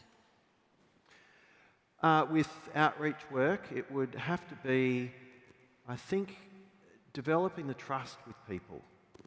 What's key in medicine and really anything in life is it's about developing trust with people and relationships with people. And at times that can be difficult as a fellow, going out, and you may be there for only a short period, but you really have to develop an ability to engage with people and have them trust what you're saying and trust what you're doing. Because certainly in the domestic arena, as well as internationally, my experience in Fiji, these people were, if something went wrong, the consequences were far beyond what I would have to manage in my day-to-day practice. So if it was Central Australia or the top end, it would mean a trip to Sydney or a trip to Adelaide. And to those people, Sydney is remote. We talk about rural and remote, but actually to those people, Sydney is remote. It's a long, long way away from home, and that's a huge challenge to go there. And equally in Fiji, there are no vitreoretinal surgeons in Fiji. If you make a mistake, you have three options. The patient pays to go internationally to have their vitreoretinal surgery, which most of them can't afford, or they wait for the Ministry of Health, usually 12 months, to approve their travel to another country, normally India, to have their surgery, or they go blind. And that's it. It's as simple as that. So to have those people engage with you and trust you with their eyes and their vision, their eyesight, and any outcomes that might come is an enormous privilege. I would imagine in many of these communities too, trying to convince someone that is vision impaired or completely blind, the idea that they're going to be able to see again probably blows their mind to the point where you're just a voodoo man. Like you're creating magic that they can't even imagine. Yeah, and it's a leap of faith. It's a quantum leap. It's something, as you said, they can't imagine, but you're promising them this, and you not only have to deliver, but you have to be able to take them on that journey, that medical journey.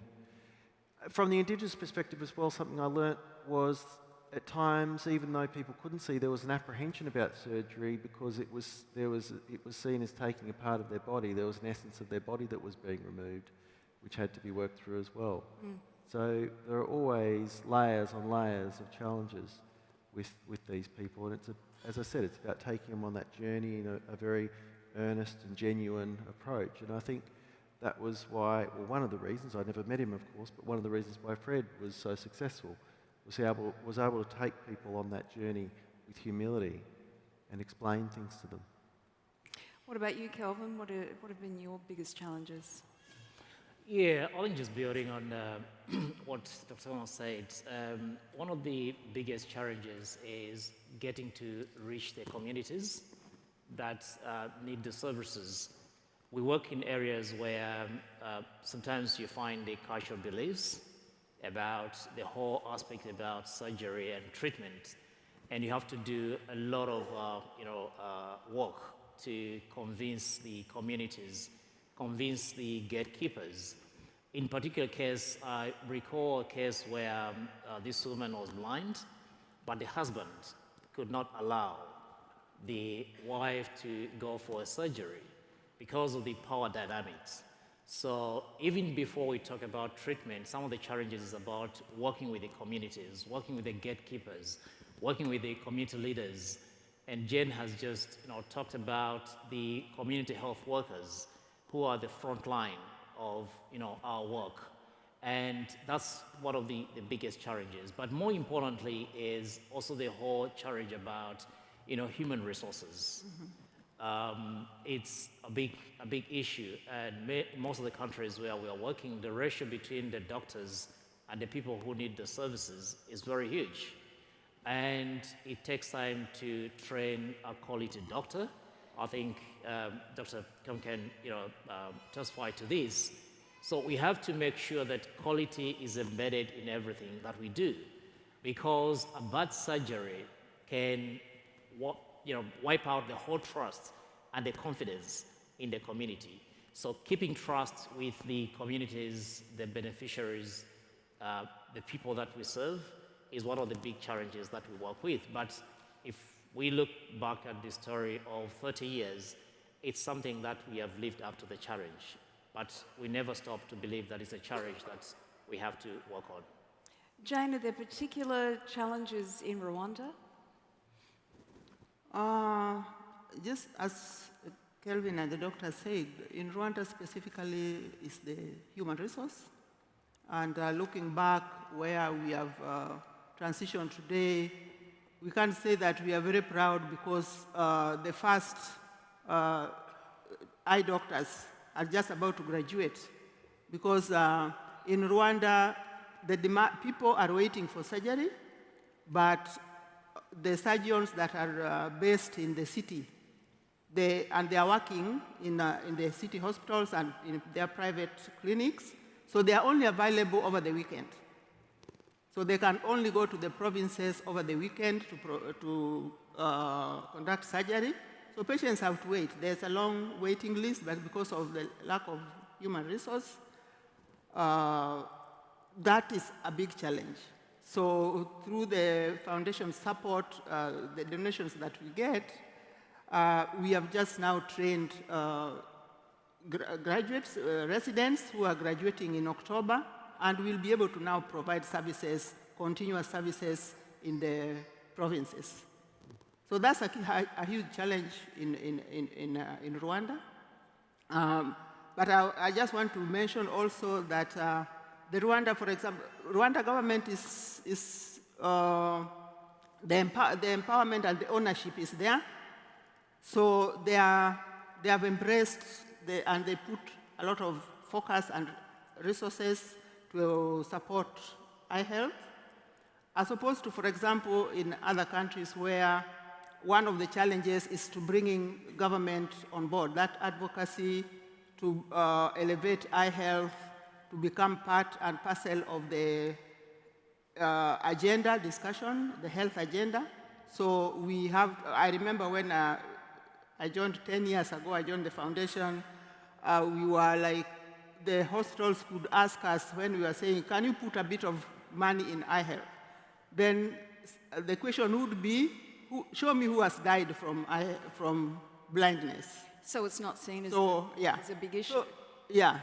So bringing government on board for ownership, for that sustainability is a key challenge, and that's why we have to really focus on advocacy, on elevating eye health as a fundamental economic, social, and development issue so that it fits into their agenda. Because we probably all, we look at the work that you all do, that Fred started, and we think any government would just think, I welcome this with open arms. This is a no-brainer. This is going to, you know, answer so many issues. But do you find that's not the case, Dr. Falk?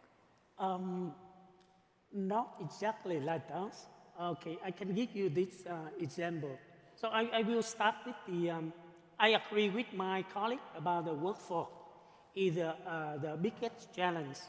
The foundation started in the training program in Vietnam, and from only 2 surgeons in Vietnam can operate the modern cataract surgery with intraocular lens in 1992. And then we finished the 7 years of training program, and we trained 332 surgeons. And later, in our community eye health program, we trained thousands of nurses and primary health workers.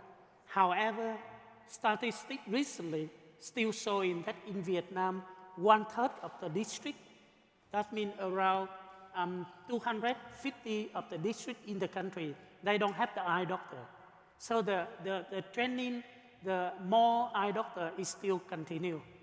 And the second, for example, the health system in Vietnam, from an original, traditional, long time ago, they don't have the position of optometric like you have in Australia. So recently, about 7 years ago, the foundation collaborated with the other eye care NGO, like Brian Holden Institute, the Eye Care Foundation. We advocate for the government of Vietnam to create the position of the optometric in the public health system of Vietnam.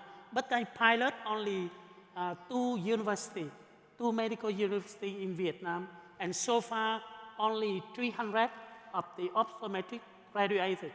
We still need more. We still need 1,000, 2,000, 3,000 of optometric. So that is something we continue to do. The government, they know, they see, they're grateful a lot for the support from the Fred Hollows Foundation. However, they still have the other urgent issue of public health in their agenda. So we continue to support, we continue to advocate, and we continue to show them that maybe with a lower resource, you can still make something different if your priority the eye health. Dr. Chris, as the only Indigenous ophthalmologist in Australia, you benefited from the fellowship, which is wonderful. How can we make sure that more of that happens? That's a good question. And the challenge at the moment just increased, actually, for the country. As we know, the recent census data came out, and the percentage of Indigenous Australians as a percent of the total population went up from 3% to 4%. So we had a challenge to have another 29 of them to reach population parity, so 30 Indigenous ophthalmologists. That's now gone up to 40. So it seems like a challenge. I think, well, I'm confident that we'll achieve that in my working career, and I say that for a number of reasons. We currently have 3 trainees, a male and female Aboriginal trainee and a female Torres Strait Islander trainee. And there are a number of very, very bright Indigenous residents and medical students who are very interested in ophthalmology. We're fortunate in this country also that we have the Australian Indigenous Doctors Association who are vested in this, and the Fred Hollows Foundation are working very, very closely with AIDA to increase the numbers. But that's really the national challenge from my end. If we can achieve that, as I said, by the end of my working career, I think that'll be an enormous milestone, and if we could exceed that, then that would be outstanding. What would you like to see most in developing eye health in that sector? What needs to happen? Well, look, all of this is about partnerships. The entire issue of Indigenous health, and specifically eye health, it's about partnerships, and it always has been. You know, there are many non-Indigenous ophthalmologists and colleagues and orthoptists who have worked tirelessly within the foundation and with the foundation to produce the results that we have. Our rates of blindness have been reduced from 10 times the non-Indigenous numbers to 3 times the non-Indigenous numbers, and it's an enormous achievement. The work that's been done on trachoma, it's almost eradicated in this country. But it's all about partnerships, and it's all about working together. I think it's a very, very bright future.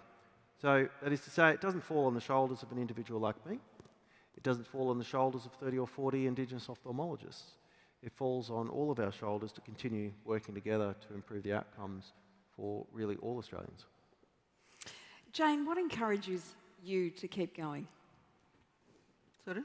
What encourages you to keep going? What encourages me to keep going is the difference that our services make at individual level and at the household level. Just seeing that change, the change effect that our services, the services that we support, make change, the impact. For example, if you train a surgeon and that surgeon is posted to the village where there were no services and is now able to start eye health services in that village so that, as you were saying, people don't have to travel so far because that travel also reduces people's accessing services. So it is the impact that our services, be it in human resource training of personnel, be it when sight is restored and this child can go back to school and, have his or her full potential. And this mother, sight restored, is now able to provide for her family. So the economic aspect of sight restoration, that wow moment is what makes me wake up every day to do what I'm doing. Yeah. Dr. Falk, knowing how passionate Fred was about Vietnam, what's it like to be doing Fred's work in a country that he was passionate about and about making change happen there for eye health? As a Vietnamese, I'm grateful for Fred. With the time he came to Vietnam in the 1992, and he really made a revolution in the eye health sector in my country. So now, in every province, in 63 provinces of the country, there are surgeons available there to treat people. Chang Văn Giáp, in one of the interviews with us, he said that before, in 1992, his father had to take him to go for the 500 kilometers to Hanoi in order to meet with the surgeon. But now, the cataract surgeon available right in his province. So the people like him do not need to go far in order to do that. And that's the grateful from us. And you can see the Prime Minister of Vietnam just give a award to the Fred Hollows Foundation for 30 years support to the eye health sector in Vietnam. That's the recognition of the government, of the people with our work. And I think with the support from the Australian people and people around the world to our work, that keeps us the motivation, nurture in us the passion, and enable us continue to go in. And Kelvin, we know that we've got a captive audience here of people who are passionate about Fred's work and the Hollows Foundation. If there's one thing that you would like people who do know a little bit already about the Hollows Foundation, is there one thing you'd like everybody to go away with tonight as just a thought starter? Because, you know, we want this foundation to go on for another 30 plus years. Thank you very much. That's a very, very important question. And when I was just walking in tonight, I must say that it was very emotional for me because I feel like the 30 years celebration that we have today it's a true story of partnership. In this room, there are people who have trusted us by investing in the vision that Fred had. And they trust us that we are going to use those resources well. And we're looking back and we are talking about setting aside for 3 million people. Some of the people who are interacting with those communities, my colleagues, the country managers, they are here. Some of the colleagues at the global level who are helping to ensure that we have system, we have the capabilities, we remain compliant, they are here. Some of the doctors that are bringing the technical know-how, they are here. When we go back to the countries, we work with communities, we work with governments, we work with the patients. And just sitting around here, I call this a true story of partnership. So if I was to really put one word up there, is looking ahead and understanding that, just as you said in the introduction, 30 years, you'll be celebrating 30 years of marriage. It has been ups and downs, but partnership really takes you across those waves, as just we did with COVID. During the peak of COVID, where the backlog was increasing and communities were worried about getting the services, the health systems are being stretched, it was the partnership that saw us through. And I believe going forward, the partnership that we have with our donors, our funders, our beneficiaries, and everyone else in this room is going to take us for another 30 years. So I strongly believe in that partnership. That's the word. Thank you.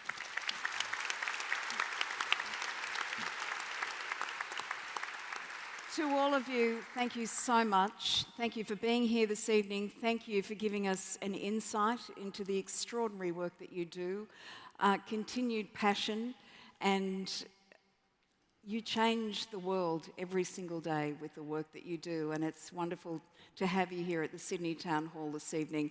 Ladies and gentlemen, would you please thank Dr. Chris Ralla-Baker, Jane Ohuma, Kelvin Story, and Dr. Phuc Nguyen Tan.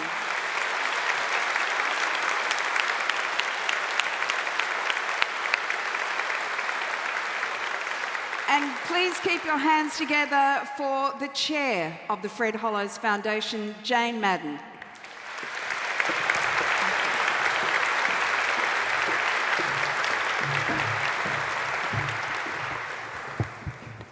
Wow. Thank you, Dr. Chris, Jane, Kelvin, Dr. Phuc, for that insightful discussion. I'm sure you can all see what great hands the foundation is in 30 years later, after Fred and Gabby founded it. Good evening to you all, and it's just wonderful to look out across this amazing venue and see you here. And those online, we salute you too. It's a real honour to join you in celebrating 30 years of this amazing NGO, and to see the sea of people who've all played a key role in getting us to where we are today. That terrific discussion we've just heard shows the Foundation's impact can be felt all over the world, not just here in Australia. I'm especially excited to be here after having been appointed to the position of chair in May last year, succeeding John Brumby, who many of you know, with wonderful vice chairs, Michael Johnson, Mickey J, friend of Fred, and Gabby, and of course the wonderful Professor Helen Evans, both here tonight with us. Although I've been a long-term supporter of the Foundation, I was really honoured about the prospect of joining the organisation formally, an organisation as admired as Fred Hollows. In 1992, I had just returned from postings in several countries of Africa with the Department of Foreign Affairs and Trade, and was actually marrying my husband, Charlie, who's here. Yes, another 30th anniversary partnership that we're marking this year. And we were thrilled to learn of the Foundation's establishment. Since 1992, the foundation has trained generations of eye doctors and health workers. It's built and strengthened local eye health systems, driven innovative approaches, and advocated for the integration of eye health in national health systems. Ian and the panels today have spoken about these achievements a little already. So now, what comes next? Our work is far from done. Indeed, the burden of preventable blindness is still very heavy. And as long as there are people in the world who are needlessly blind, the Fred Hollows Foundation will be working to restore their sight and fighting for their right for good eye health care. The world is still building back from the global pandemic, which has increased inequality, the haves and have-nots. So our focus on ensuring eye health remains a priority at the global and local level.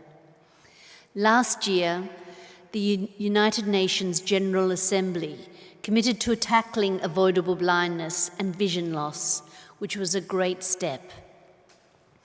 As we start to develop our next strategic plan, and we had workshop today with Gabby virtually and other fellow directors and the leadership team, we will focus on how we can keep increasing our impact, not only globally, but here in Australia too. Fred, as you know, was a true ally to First Nations people. He was committed to ensuring Aboriginal and Torres Strait Islander health people were front and centre in delivering their own health care. That fearless allyship is something we're still very much committed to continuing. So in 2022, Australia is gearing up for a referendum on enshrining a First Nations voice to Parliament. We at the Foundation believe a voice to Parliament will ensure Aboriginal and Torres Strait Islander people have a greater say in the policies that affect their lives. And so we'll continue, yes, we will continue our work to advocate for this and to amplify the voices of First Nation people. We know that Fred would demand that, and we are there to do that. This does not take away from our work providing eye care, but we are more than just an eye health organisation. No matter how good we do that, we're a human organisation, and standing up for what we believe in, as Fred did, can have lasting long-term benefits for First Nations, First Australians, and for us all. Our biggest achievement, of course, on this 30th anniversary has been passing on the torch of Fred's legacy to the next generation. It's so great to see so many members of Fred and Gabby's family here tonight, although Gabby, we are missing you so much. I think it's fair to say that they have grown with the foundation and are accomplished in their own lives and careers with young families of their own. That legacy extends beyond the Hollows clan to all of our partners around the world who are delivering on our vision of a world in which no one is needlessly blind or vision impairs. It reminds me that everyone has the opportunity to change lives, and that's something that would have made Fred very proud. So we may be celebrating the Foundation tonight, but we're also here to celebrate you, because you and all your friends and partners have made this happen. Everyone here tonight, whether you're a supporter, a partner, an employee, a volunteer, a friend, a board member, is the driving force behind the Fred Hollows Foundation. I often say there's a long list of reasons why I admire the Fred Hollows Foundation, and that most important, reason is the people, all of you and all the people across the world working on this. So I'd like to say, here's to another 30 years of this amazing work, to the future. Thank you all for coming tonight, and to those watching us online who weren't able to be in person, and sending all our love to Gabby. We miss you terribly. We miss you and Ruth and all those suffering from COVID, a speedy recovery. Please now join me in welcoming the wonderful Endeavour Harmony Chorus, which does include Fred Hollows staff, for their final performance, the highly appropriate Don't Stop Me Now. Thank you.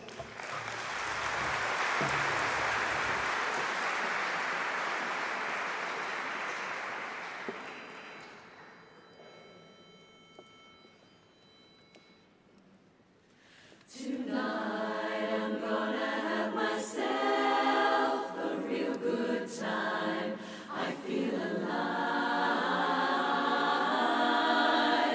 and the world turning inside out, yeah, floating around in ecstasy. So don't stop me now, don't stop me, 'cause I'm having a good time, having a good time. I'm a shooting star leaping through the sky like a tiger, defying the laws of gravity. I'm a racing car passing by like Lady Godiva. I'm gonna go, go, go, there's no stopping me. Burning through the sky, yeah, 200 degrees, that's why they call me Mr. Fahrenheit. Traveling at the speed of light, I wanna make a supersonic woman of you. Don't stop me now, I'm having such a good time, I'm having a ball. Don't stop me now, if you wanna have a good time, give me a call. Don't stop me now, don't stop me now, I don't wanna stop at all. I'm a shooting star leaping through the sky like a tiger, defying the laws of gravity. I'm a racing car passing by like Lady Godiva. I'm gonna go, go, go, there's no stopping me. Burning through the sky, yeah, 200 degrees, that's why they call me Mr. Fahrenheit. Traveling at the speed of light, I wanna make a supersonic woman of you. Don't stop me, don't stop me. Ooh, don't stop me, don't stop me. Ooh, ooh, ooh. Don't stop me, don't stop me. Have a good time, good time. Don't stop me, don't stop me. Ooh, don't stop me now. Don't stop me now. I'm having a ball. Don't stop me now if you wanna have a good time. Give me a call. Don't stop me now. Don't stop me now. Don't stop me. I don't wanna stop at all. Traveling at the speed of light. Don't stop me now.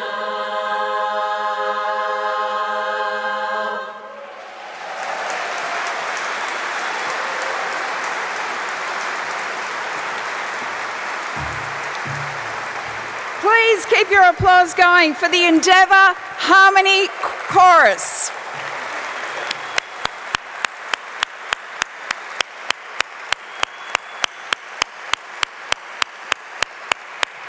And I vote that next time we meet, we get a tie for Ray Martin made out of that fabulous fabric. Thank you so much, ladies. That was just brilliant. Absolutely brilliant. And that does bring tonight's proceedings to a close. On behalf of the Fred Hollows Foundation, I'd like to thank everyone who took the time to join us tonight. As Gabby said, this has been a celebration of not just the foundation, but all of you who have been on this journey with us. It's people like you who make it possible for us to carry on Fred's vision. The foundation is incredibly lucky to have you supporting their work in so many different, diverse, meaningful, passionate ways. I know with your support, the Foundation will look forward to the next 30 years with great optimism to end avoidable blindness. We'll play one more video as we wrap up with some messages from some of the Foundation's great supporters and friends. After that, you're very welcome to stay and mingle, or if you've got Netflix happening at home, you can do that as well. But most importantly, thank you so much for being here tonight. I'm Lisa Wilkinson. Good night.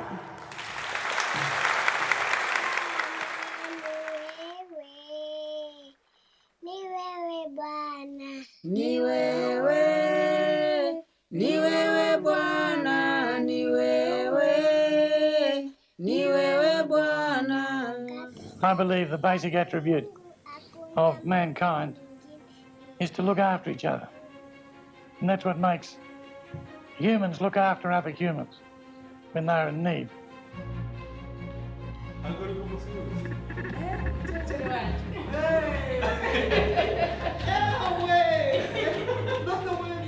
Wow, 30 years, it's amazing. I can't believe that so many people have supported us. 30 years of the Fred Hollows Foundation is a testament to the incredible support of the Australian people and the hard work and dedication of the Fred Hollows Foundation team across the world. 30 years of the Fred Hollows Foundation is a lifetime of support from the Australian public, without whom we would never have been able to achieve these feats and reached over 3 million people with sight restoring operations. Thank you. The average Australian is good at heart. And there's no way in the world I'll be able to personally thank all those good people. I love them all. Happy 30th anniversary, the Fred Hollows Foundation. Happy 30th anniversary. Happy 30th anniversary. Happy 30th anniversary. Happy 30th anniversary.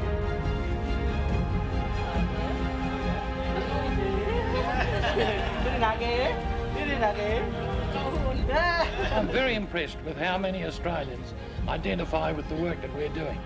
It reinforces my optimistic view of the nature of man.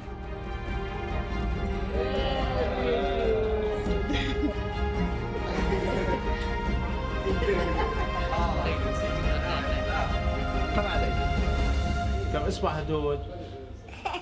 قوليله شاطر. قوليله كم قديش؟ اصبع؟ 2. Congratulations to the Fred Hollows Foundation. Happy 30th anniversary. Keep going strong. Keep up the fantastic work and thank you for your support of the Fred Hollows Foundation. Happy birthday. Congratulations on your 30th anniversary, Fred Hollows Foundation. OMG, use rock, more power to you. Happy 30th, 40th, 50th, and so on. More birthdays. Congratulations to everyone on the 30th anniversary. It's absolutely fantastic. Thank you, everybody.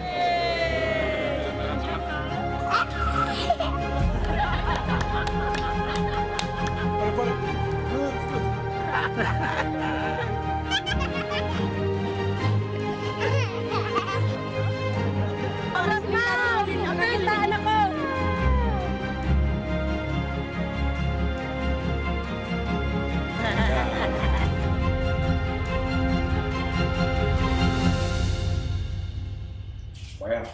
Every eye is an eye.